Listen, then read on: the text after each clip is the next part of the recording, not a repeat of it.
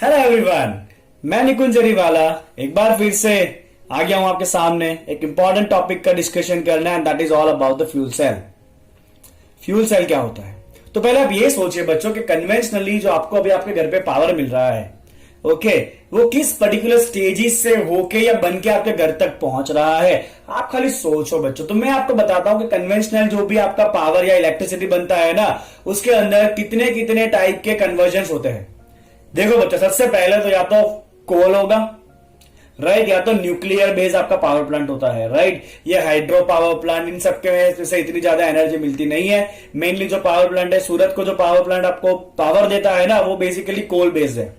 कौन सा power plant बच्चों? कोल बेस्ड है। और एक पावर प्लांट अपने यहाँ पे जो है ना, वो न्यूक्लियर बेस्ड भी है। तो दोनों के अंदर बच्चों आपका जो भी फ्यूल है, कोल बेस्ड है तो क्यों कोल यूज करेगा, न्यूक्लियर है तो फिर न्यूक्लियर फ्यूल को वो यूज करेगा। तो जो भी बच्चा आपका फ्यूल है, हम क्या करते हैं, उस फ्यूल को पहले हम बर्न करेंगे, हम उस फ्यूल को जलाते हैं। फ्यूल को जलाएंगे तो उससे क्या बनेगा बच्चों? ऑब्वियसली हीट एनर्जी मिलेगा। क्या मिलेगा बच्चों? हमें हीट एनर्जी मिलेगा। यस और नो? वो हीट एनर्जी हम देते हैं बच्चों वाटर को।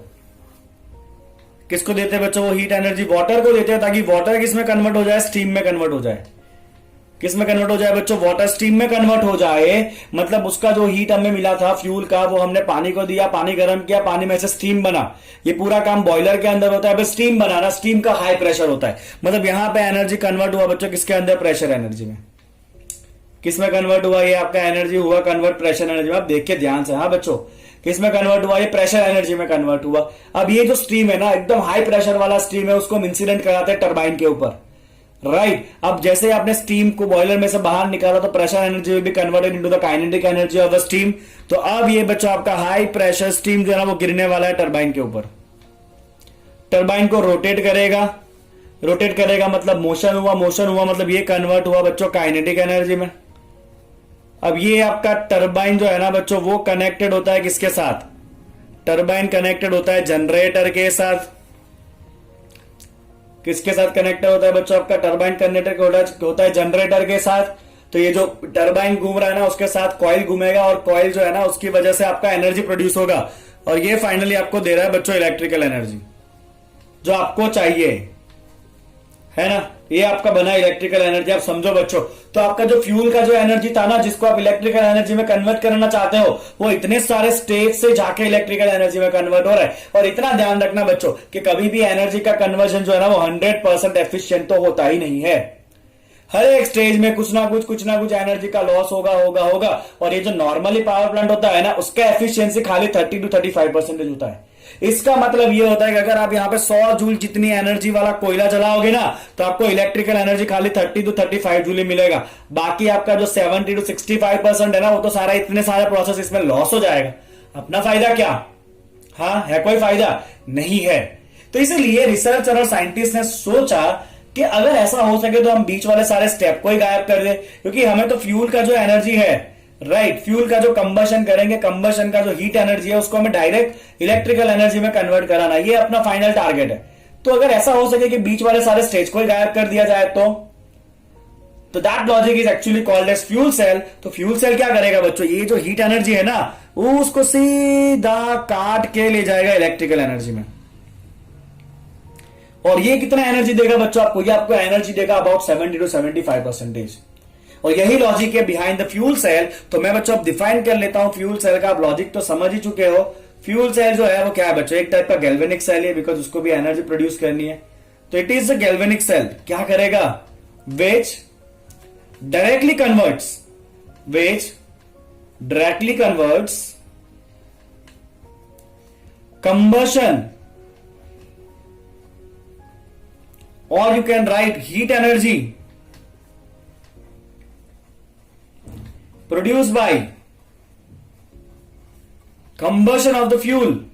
फ्यूल को कंबस्ट करोगे तो जो भी आपका हीट एनर्जी मिलना है by the combustion of the fuel, ये डायरेक्ट किस में कन्वर्ट करना है? किस में कन्वर्ट होगा? डायरेक्टली कन्वर्ट हो जाएगा ये इलेक्ट्रिकल एनर्जी में। बीच में कोई स्टेप आने वाला नहीं है। ओके, तो सीधा हमें फ्यूल को बर्न करना है, और जो भी एनर्जी मिली हीट एनर्जी, उसको सीधा इलेक्ट्रिकल एनर्जी में कन्वर्ट करना है, बीच में से सारे स्टेप को गायब करके। ठीक है ना। अब यहां पे कौन कौन सा फ्यूल यूज होगा बच्चों? तो यहां पे मेनली फ्यूल यूज होता है हाइड्रोजन, या यूज होता है मिथेन, या यूज होता है मिथेनॉल। क्लियर? बेनिफिट क्या है बच्चों इसका? तो इसका सबसे बड़ा बेनिफिट एक तो 70% efficiency, very high efficiency, about 70%। कितना एफिशिएंसी बच्चों? अबाउट 70% उसका एफिशिएंसी है। ओके, दूसरी एक बात, पोल्यूशन फ्री। अब यहां पे ये सारे स्टेज में कितना पॉल्यूशन होता है, यहां पे क्या होगा बच्चों? पॉल्यूशन फ्री हो जाएगा। It is environmental friendly. Getting it? समझ आया बच्चों आपको इतना मैंने क्या कहा वो? ओके, अब आप कहोगे कि सर ये एक्चुअल में कहीं बना है आज तक? तो ये बन चुका है अभी तक Apollo space mission. Apollo space mission में ये फ्यूल सेल को यूज किया गया था, जहां पे हाइड्रोजन था as a fuel. Hydrogen fuel cell को यूज किया गया था, उससे दो बेनिफिट लिए। एक तो इलेक्ट्रिसिटी प्रोड्यूस हुआ, राइट, जो अपने को काम का ही था ऑलरेडी उनको, और दूसरा बच्चों के स्पेस में वाटर तो मिलना नहीं है, तो इन लोगों ने क्या किया, हाइड्रोजन का जब कंबशन करोगे मतलब ऑक्सीजन के साथ रिएक्ट करोगे तो वाटर वेपर प्रोड्यूस होगा ना। तो वो जो वेपर था ना बच्चों, उस वेपर को उन लोगों ने ठंडा किया, मतलब कंडेंस किया। कंडेंस करा तो क्या बन गया बच्चों? वेपर को कंडेंस करोगे तो ऑब्वियसली क्या बनता है? वाटर बनता है ना। और उस पानी को एस्ट्रोनॉट्स ने पीने के लिए भी यूज किया था। तो ये जो है ना फ्यूल सेल ऑलरेडी यूज हो चुका है। अभी रिसर्च एडवांसमेंट चल रहा है किस तरह से इसके डिजाइन को और ज्यादा इजी बना सके ताकि हम इसको यूज कर सके in daily life and with ease, right. चलिए तो हम बात करते हैं बच्चों about the hydrogen fuel cell. उसके बारे में डिटेल में बात करते हैं किस तरह से एनर्जी को प्रोड्यूस कराना है। Let's see. चलिए बच्चों, तो इसके फिगर के अंदर ही सब कुछ आपका इन्वॉल्व हो जाएगा। तो आपको क्या करना है बच्चों? सबसे पहले आपको एक बॉक्स बनाना है और आपको दोनों तरफ थोड़ी सी ओपनिंग रखनी है। चलिए बच्चों, ये आपका बॉक्स हो गया। ऊपर भी आपको एक ओपनिंग रखना है। मैं आपको रीजन बताऊंगा ओपनिंग क्यों रखना है। 3 तरफ आप इसका ओपनिंग रखोगे थोड़ा थोड़ा। चलो बच्चों, आपके फिगर के अंदर सब कुछ यहाँ पे इंक्लूड हो जाएगा। ऐसा आपका हो गया। चलिए अब क्या करेंगे, ये जो सेंटर वाला पार्ट है ना बच्चों, वहां से आप एक पाइप लगाओगे ऐसा छोटा सा। सेम है, यहां से भी एक छोटा सा पाइप लगा दो आप पहले। यहां से भी आप छोटा सा पाइप लगा देंगे, ठीक है। अब यहाँ पे दोनों तरफ हम क्या करेंगे बच्चों? ऐसे 2 लाइन खींचेंगे और ये आपके इलेक्ट्रोड्स है। क्या है बच्चों? ये आपके इलेक्ट्रोड्स है दोनों तरफ, राइट। चलिए आपको क्या करना है बच्चों? तो ये है आपका पोरस कार्बन इलेक्ट्रोड। क्या है ये आपका? Porous carbon electrode. दोनों तरफ वही रहना है, पोरस कार्बन का इलेक्ट्रोड। तो ये दोनों क्या है बच्चों आपका? ये है आपका पोरस कार्बन इलेक्ट्रोड। सी ऑब्वियसली बात है कि एक एनोड बनेगा एक कैथोड बनेगा। ओके, तो यहां पे बच्चों हम जो लेफ्ट साइड पे ले रहे हैं ना, ये क्या है बच्चों आपका? लेफ्ट साइड वाला जो है ना, that is going to become your anode. कैसा है बच्चों ये नेचर में आपका एनोड? एनोड कैसा होता है? पॉजिटिव या नेगेटिव? एनोड इज नेगेटिव, वहां पे ऑक्सीडेशन होगा, इलेक्ट्रॉन रिलीज होकर बाहर आएंगे। चलिए ये वाला आपका क्या बनेगा? राइट साइड वाला आपका कैथोड बनेगा। कैथोड कैसा होता है बच्चों? पॉजिटिव, क्योंकि कैथोड पे होता है रिडक्शन। रिडक्शन के लिए इलेक्ट्रॉन को खींचना होता है, खींचने का काम करता है पॉजिटिव। चले बच्चों, सवाल ये है कि इन दोनों गैप में से क्या आएगा? तो जो आपका एनोड वाला पार्ट है ना, वहां से आपको हाइड्रोजन गैस को बबल कराना है। क्या कराना है? एनोड वाले पार्ट में से हाइड्रोजन बबल कराना है। कैथोड वाले पार्ट में से आपको ऑक्सीजन गैस को बबल कराना है। कैसे बबल कराओगे? Through the porous carbon electrodes. Okay, और यहां पे बीच में क्या है बच्चों? तो यहां पे बीच में जो है ना वो पूरा भरा हुआ है कॉन्सेंट्रेटेड NaOH। क्या भरा है बच्चों बीच में? कॉन्सेंट्रेटेड सोडियम हाइड्रोक्साइड भरना है यहां पे। कॉन्सेंट्रेटेड NaOH है बीच में, राइट। तो यहां पे आपका स्टेटमेंट 2 ही आने वाला है बच्चों। पहला स्टेटमेंट आने वाला है कि hydrogen and oxygen gas are bubbled through porous carbon electrode. Porous carbon electrodes किसमें जाएगा? गैस बबल होके इनटू कॉन्सेंट्रेटेड NaOH। कहां जाएगा वो? इनटू कॉन्सेंट्रेटेड NaOH जाएगा। और हैरानी की बात यह है बच्चों के यहां से बाहर आएगा वाटर। और ये एक्चुअली होता है, ये आलू और सोने वाले बात नहीं है। हाँ, जैसे कि हमारे भी मिनिस्टर कहते हैं ना कि ऐसा मशीन बनाऊंगा, एक तरफ से आलू डालेंगे दूसरी तरफ से सोना निकलेगा। ये ऐसी बात नहीं, यहाँ पे एक्चुअली होता है NaOH यहां से आपका बीच में जो होगा वो यहां से क्या बाहर होके निकलेगा बच्चों? H2 होके निकलेगा। क्योंकि यहाँ पे तो साइंस है ना बच्चों, हर एक बात जो है वो प्रूफ के साथ ही करनी होती है। यहाँ पे कोई पॉलिटिक्स तो है नहीं है, कुछ भी बोलो कोई प्रूफ के बिना, कोई पूछने वाला नहीं है। यहाँ पे तो क्वेश्चन मार्क होते हैं बच्चों के, सर कैसे? चलिए तो बता देता हूं बच्चों आपको यहाँ पे एनोड कैथोड रिएक्शन क्या हो रहा है। चलो तो एनोड पे आपने कौन सा गैस बबल कराया बताओ मुझे, हाइड्रोजन बबल कराया आपने। ओके, एनोड पे क्या होता है बच्चों, ऑक्सीडेशन होता है, मतलब आपको इलेक्ट्रॉन को रिलीज कराना होता है। चलिए तो यहाँ पे आपका इलेक्ट्रोलाइट कौन सा NaOH है, वहां से OH माइनस आयन मिलेगा। तो क्या होगा बच्चों, ये आपका जो हाइड्रोजन गैस है वो OH माइनस के साथ दोस्ती करेगा। हाइड्रोजन अभी जीरो स्टेट में है, वहां से वो ऑक्सीडाइज होगा और क्या बनेगा बच्चों, यहाँ पे वाटर बनेगा। क्या बनेगा, यहाँ पे ये वाटर बनेगा H2O, और साथ में क्या होना है, ऑब्वियसली इलेक्ट्रॉन को रिलीज करेगा। क्या करेगा बच्चों, वो इलेक्ट्रॉन को रिलीज करेगा। अब ये रेडॉक्स रिएक्शन आप तो बैलेंस करो, अगर आपका बहुत टाइम है तो आप डायरेक्टली याद रखो।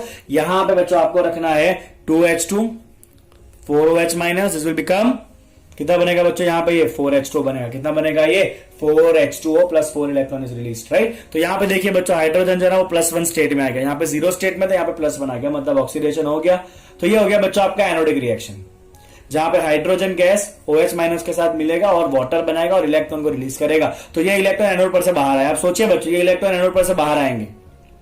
ओके, अगर आपने यहां पे एनोड कैथोड के बीच में कोई बल्ब लगा दिया तो ऑब्वियसली वो इलेक्ट्रॉन बल्ब में से पास होंगे, मतलब बल्ब जलेगा, आपको एनर्जी मिली, इलेक्ट्रिसिटी मिली, डायरेक्टली इलेक्ट्रिसिटी मिली। चलिए बच्चों, कैथोड पे क्या होगा, कैथोड पे रिडक्शन होना पड़ेगा, बिकॉज इलेक्ट्रॉन जो है वो यहां से निकल तो गए, बल्ब में से पास भी हो गए, बट उसको वापस कहीं पे सिंक में तो जाना पड़ेगा ना। तो वो सिंक कौन है, आपका कैथोड है। चलिए कैथोड पे क्या होता है, देखो तो कैथोड पे ऑक्सीजन है, कैथोड पे होना है रिडक्शन, तो उसको क्या करना है, इलेक्ट्रॉन को खाना है। कैसे खाएगा, देखिए बच्चों, वो तो जो आपका ऑक्सीजन है ना, वो क्या करेगा, 4 वाटर मॉलिक्यूल में से 2 वाटर मॉलिक्यूल को यूज करेगा और ये चारों इलेक्ट्रॉन को उसको खाने का काम है, राइट। और वो बन जाएगा बच्चों आपका 4OH माइनस। क्या बन जाएगा, ये आपका 4OH माइनस बन जाएगा एक्वियस स्टेट में, राइट। यहां पे आप स्टेट लिखना चाहो तो लिख सकते हो, हाइड्रोजन गैसियस फॉर्म में, ये एक्वियस फॉर्म में, ये लिक्विड बनेगा, वाटर है ना। यहाँ पे ऑक्सीजन गैसियस फॉर्म में, वाटर लिक्विड फॉर्म में, एक्वियस फॉर्म में जाएगा। तो एनोड पे सॉरी कैथोड पे क्या हो रहा है, ऑक्सीजन गैस जो आपने बबल कराया है वो ऑक्सीजन गैस क्या करेगा, इलेक्ट्रॉन को एक्सेप्ट करेगा, मतलब रिडक्शन होगा, साथ में वाटर मॉलिक्यूल को यूज करके OH माइनस बन जाएगा। तो यहाँ पे ऑक्सीजन जीरो स्टेट में था, वहां से पूरा -2 स्टेट में चला गया, वो -2 स्टेट में होगा, यहाँ पे OH माइनस है ना उसमें। ओके, चलिए ओवरऑल रिएक्शन क्या हो रहा है बच्चों, जान के आपको हैरानी होगी, ओवरऑल रिएक्शन खाली पानी का रिएक्शन है, तो आपको पता है ऑलरेडी। चलिए देखिए, यहाँ पे 4OH minus will be cancelled on both the side, 4 electron will also be cancelled. यहाँ पे बचता है बच्चों 2H2 गैस प्लस क्या बच्चों, यहाँ पे O2 गैस। अब यहाँ पे 4H2 है, यहाँ पे 2H2 है, 4 में से 2 कट हो जाएंगे इस तरफ, 2H2 बचेगा लिक्विड से। तो ये तो क्या है बच्चों, वाटर का ही रिएक्शन है। तो एक्चुअली क्या होता है, यहाँ पे हाइड्रोजन एक फ्यूल है, उसका कंबशन हो रहा है, मतलब वो ऑक्सीजन के साथ रिएक्शन कर रहा है, H2O बनेगा, और यहाँ पे स्पॉन्टेनियस रिएक्शन होने की वजह से एनर्जी प्रोड्यूस हो रही है, और वो एनर्जी हम डायरेक्टली इलेक्ट्रिकल एनर्जी में ही कन्वर्ट करा रहे हैं in single step, and that is your fuel cell. इसका जो सेल पोटेंशियल है बच्चों, ये नॉर्मली होता है 1.23 वोल्ट। कितना होता है बच्चों इसका सेल पोटेंशियल, 1.23 वोल्ट होता है। और इंपॉर्टेंट बात बच्चों, ये कैसा है, आपका पॉल्यूशन फ्री रहने वाला है। और यहां पे क्या होगा बच्चों, जब तक हाइड्रोजन और ऑक्सीजन गैस का सप्लाई करते रहोगे, राइट, तब तक आपको सेल का पोटेंशियल, आपका सेल जो है वो काम करता रहेगा। आपको खाली क्या करना है बच्चों, हाइड्रोजन ऑक्सीजन पास कराते रहना है, और जो वाटर बन रहा है उसको निकालते रहना है। हाइड्रोजन ऑक्सीजन पास करते रहो, वाटर को निकालते रहोगे। आप पूछोगे किस तरह की OH माइनस नहीं डालना पड़ेगा बार बार, NaOH नहीं डालना पड़ेगा, बिकॉज ओवरऑल रिएक्शन देख लो, ओवरऑल रिएक्शन में NaOH कहीं पे यूज ही नहीं हो रहा है। समझ में आया आपको, तो खाली आपको हाइड्रोजन ऑक्सीजन ऐड कराते जाना है और वाटर निकालते जाना है, तो अपने आप आपको यहां पे सेल का पोटेंशियल मिलता रहेगा, and that is the logic behind the fuel cell. Clear. तो अभी बच्चों बहुत सारे व्हीकल्स के अंदर ये फ्यूल सेल जो है ना वो एक्सपेरिमेंटल बेसिस के ऊपर लगाया गया है, रिसर्च अभी तक चालू है। हम होप करते हैं कि आगे जाके इसको इतना सक्सेस मिले, राइट, कि जितने भी सेल्स अभी हम यूज कर रहे हैं ना वो सारे रिप्लेस हो जाए, and we get this kind of the cell. इसका एक तो एफिशिएंसी ज्यादा हो, दूसरी बात मटेरियल भी ऐसा है जो पोल्यूशन फ्री है। ओके, चलिए बच्चों, तो इस पर्टिकुलर टॉपिक में मुझे फ्यूल सेल को ही रखना है और कुछ मुझे इंक्लूड नहीं करना है। नेक्स्ट पार्ट एक छोटा सा वीडियो बनाएंगे जहां पे हम डिस्कशन करेंगे about the corrosion. Okay, next part में ही रखते हैं उसको। Okay, see you in the next part. Thank you so much for watching it.